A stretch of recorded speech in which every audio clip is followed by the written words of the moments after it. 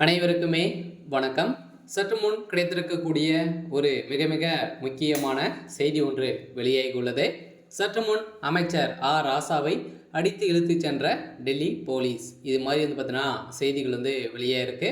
So ராசா அவர்கள் பார்த்தீங்கன்னா ஏற்கனவே 2G வழக்கில் ஏற்கனவே வசமாக சிக்கியிருந்தாங்க இல்லையா? ஏற்கனவே 2000 ஆண்டு காலத்தில் பார்த்தீங்கன்னா 2001 2005க்குள்ளே பார்த்தீங்கன்னா திமுகவுடைய ஆட்சி காலத்தில் நிறைய அரசுக்கு நிறைய இழப்பீடுகள் செஞ்சுருக்காங்க. ஸோ இது பார்த்தீங்கன்னா நிறைய 2G அலைக்கற்றையில் மெகா ஊழல் நடந்திருக்கு அப்படின்னு அடிப்படையில் பார்த்தீங்கன்னா அமைச்சர் ராசா அவர்களும் கனிமொழி அவர்களும் கைது செய்யப்பட்டிருந்தாங்க.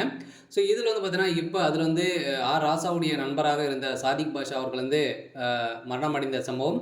இந்த மரணத்தில் மர்மங்கள் இருக்குது அப்படின்ற மாதிரி தான் அவருடைய மனைவி பார்த்தீங்கன்னா இப்போ வழக்கு பதிவு செஞ்சிருக்கக்கூடிய நிலையில் மீண்டும் இந்த வழக்கை மறுஆய்வு செய்து இப்போ ராசா அவர்களுக்கும் கனிமொழி அவர்களுக்கும் இப்போ ஒரு தலையில் ஒரு மிகப்பெரிய இடியாக தான் விழுந்திருக்கு. ஸோ இந்த வழக்கின் அடிப்படையில் தான் பார்த்தீங்கன்னா குற்றவாளியாக ராசா அவர்கள் நீதிமன்றம் தீர்ப்பு வழங்கியிருக்கக்கூடிய நிலையில் தான் இப்போ அவரை அடித்து இழுத்து சென்றப்பட்ட சம்பவம் பெரும் பரபரப்பை ஏற்படுத்தியிருக்கு. ஸோ இதை பற்றி இந்த வீடியோவில் நம்ம முழுமையாக பார்க்கலாம். ஸோ அதுக்கு முன்னாடி நம்ம சேனலுக்கு இப்போ தான் நீங்கள் முதல் முறையாக வந்திருக்கீங்க அப்படின்னா மறக்காமல் நம்மளுடைய சேனலை சப்ஸ்கிரைப் பண்ணி சப்போர்ட் பண்ணுங்கள். ஸோ வாங்க வீடியோக்குள்ளே போகலாம்.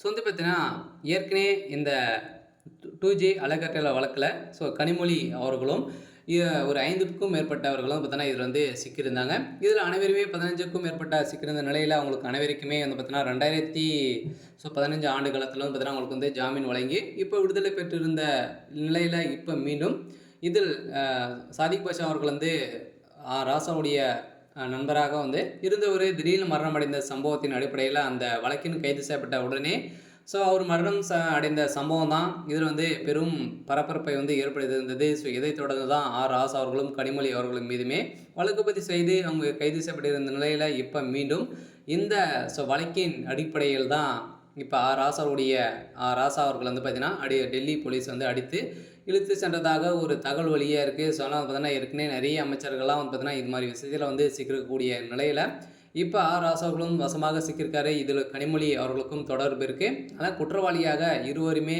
ஆட்களை வைத்து தான் அவங்க கொலை செய்யப்பட்டிருக்காங்க அப்படின்ற மாதிரி இப்போ ஒரு ஆதாரங்கள் சிக்கிய சம்பவத்தின் அடிப்படையில் தான் ராசா அவர்கள் வசமாக சிக்கியிருக்காங்க. அடுத்ததாக கனிமொழி அவர்களுக்கும் பார்த்தீங்கன்னா குடியரசு சம்மன் அனுப்பியிருக்காங்க. இன்னும் 2-3 நாட்களில் அவங்களும் கைது செய்யப்பட போகிறாங்க. அதில் ஏற்கனவே அமைச்சர் ராசா அவர்கள் பார்த்தீங்கன்னா திமுகவுடைய ஒரு முக்கிய புள்ளியாக தான் இருக்கார். இருந்தாலுமே திமுகவுடைய கதை ஒட்டுமொத்தமாக முடிக்க வேணும் ஒரே நோக்கத்தை தான் பாஜக செயல்பட்டு வந்திருக்கக்கூடிய நிலையில் தான் ஒவ்வொரு ஆகவே கெச்சி போட்டு தூக்கியிருக்காங்க. சொல்ல இப்போ ராசா அவர்களுக்கு 7 ஆண்டு சிறை தண்டனை விதிக்க போகிறதாக தகவல் வெளியாக இருக்குது. இருந்தாலும் என்ன நடக்க போகுது அப்படின்றத வெயிட் பண்ணி பார்க்கலாம். ஸோ இது மாதிரி செய்திகளை தெரிஞ்சுக்கணும் அப்படின்னா மறக்காமல் நம்மளுடைய சேனலை சப்ஸ்கிரைப் பண்ணி சப்போர்ட் பண்ணுங்கள். தேங்க்யூ.